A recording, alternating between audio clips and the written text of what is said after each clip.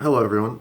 I just woke up, so I'm really tired, but I really want to get this video out before, like, any later.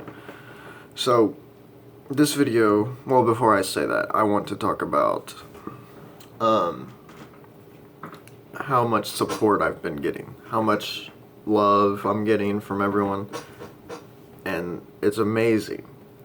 Like, I'm getting so much love, so much appreciation that it's just blowing my mind. And I've met like so many cool people. Like, I've met a lot of really cool people.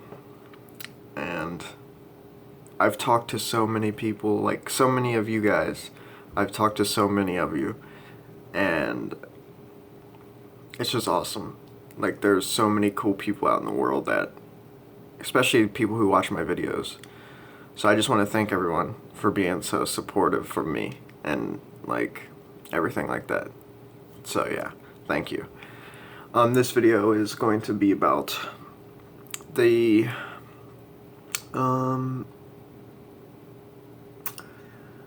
early onset of my illness, schizophrenia. So way back then, I'm 20 years old now, alright? So I was showing signs of this illness ever since I was like 5 or 6. And I would hallucinate quite often. And I mean, that's kind of normal for someone young, at least I think so. Yeah, it's normal for kids, I guess, at that age to hallucinate. I mean, that's what I've heard. I'm not sure if that's true or not, but I don't know, like, if that's true. So I'll just treat it like it is true, and I'll just say, like, I don't know. I guess so. I'm not sure. But I think that it was not normal. I was terrified when I was young. Terrified. I would hallucinate, like, quite often. And I would be terrified because I didn't know what it was. And then after a while, I'm just like, okay, this is probably normal. I mean, the thing is, I never talked about it either. I mean, I might have said something to my parents, like, what is that? And, like, I just saw something or something like that, and they were like, just like, oh yeah, sure, whatever. Like, not believing me or something like that. By the way, I quit smoking also. So yeah, that's a plus. That thing actually really helps quit smoking. If anybody smokes cigarettes and is like really looking to try it and quit, get a vaporizer. But yeah. So yeah, I probably did tell them that I was hallucinating, but I didn't use the word hallucinating. I was just saying words like, okay, I'm just seeing things, I guess. And they didn't believe me. So I mean, sure, you can say that's normal at that age, but then if it keeps going, then it's not normal. Like, if it keeps going for years and years and years, then it's not normal. So I've been dealing with the symptoms of this illness for like I'll say about 5 years before I actually turned 11, I'll say, and that's when everything got fucked up. Now, when I was about 11, I think I was 11, and that's when everything got really fucked up, because that's the age when I started going to a lot of funerals, for example. And if you go to a good amount of funerals when you're young, I mean, it really fucks your mind. It really fucks up your mind. And that's what happened to me. My grandfather died when I was 11. And that messed me up bad. That's when everything just started declining. Everything just started getting worse, worse, and worse. I was hallucinating very often. I was, like, hallucinating. I was hearing voices constantly. But at the time, I didn't know if it was... I didn't know anything was wrong. I had no idea anything was wrong. I thought for the longest time this is normal, you know, and I never talked about it because I didn't see it as a problem then. I mean, yeah, I was terrified and shit, but I didn't think it was a problem. And that bothered me a lot. That really did.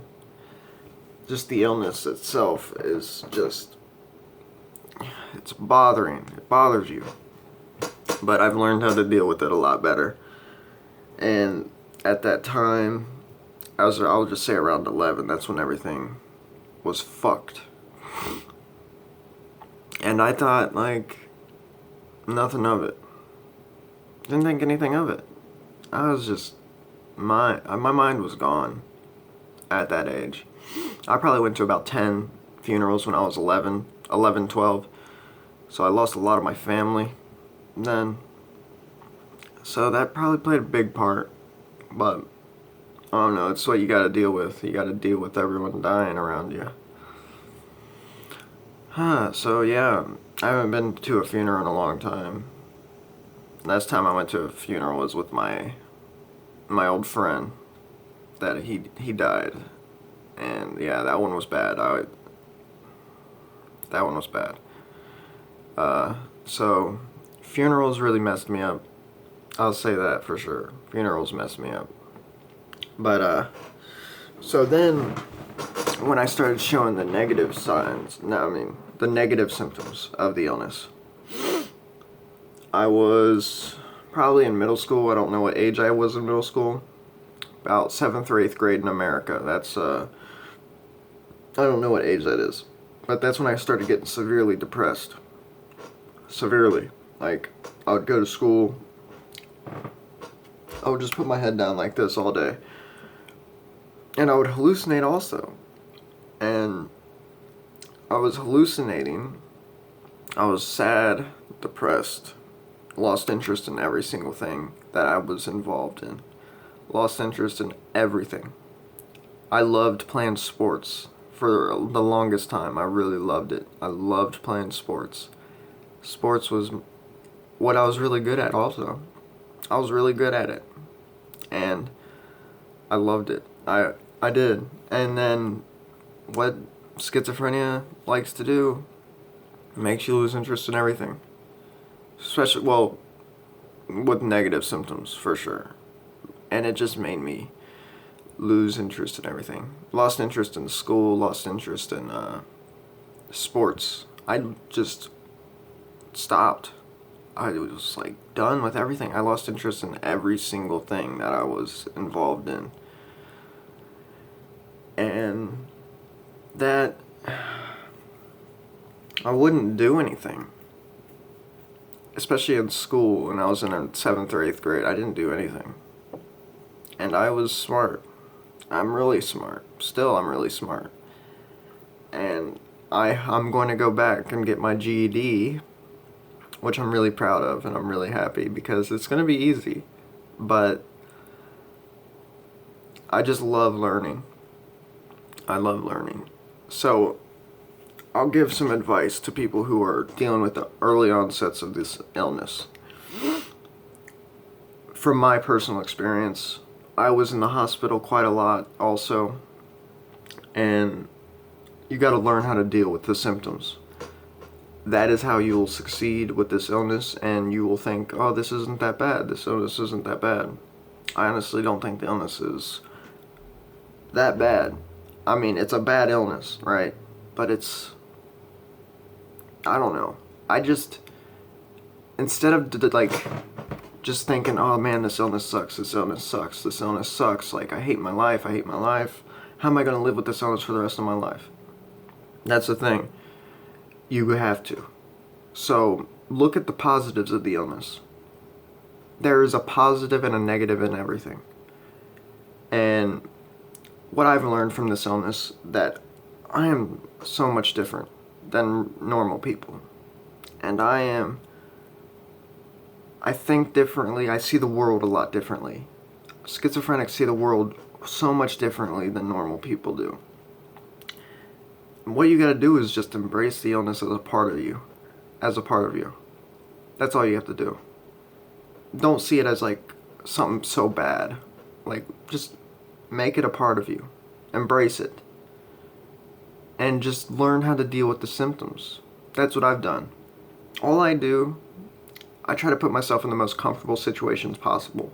I don't put myself in stressful situations, and I don't put myself in violent situations. I don't put myself in stressful situations at all. What I do is listen to music. If I'm having bad symptoms, I listen to music. And I just close my eyes, listen to music, really loudly also. That helps a lot. Doing things you enjoy, doing things you love doing, even if you don't feel like it, if you still think there's like a little bit in you that you still love to do it. But this illness isn't, I mean, it's a bad illness, probably the worst mental illness there is, but if you look at it in a positive way, look at it as something as it makes you, it just makes you as a person. It makes you think differently, makes you see things differently. It's beautiful. The illness is rough to live with, but it's doable. It's very doable. You just gotta do what you love doing. That goes for everybody. Do what you love doing. As long as it's not illegal, okay? So, that was this video. And I'm so happy for everyone who has been giving me so much support. I really appreciate it. And you guys are amazing. So, anyways, follow me on Twitter. Follow me on Instagram. And if you, and Snapchat. Don't forget, I respond to everyone on Snapchat. So, yes, nothing. But, and I have the email also. I'll put all those in the description down below. And I hope everyone enjoyed this video. I'll see you everyone later. Bye.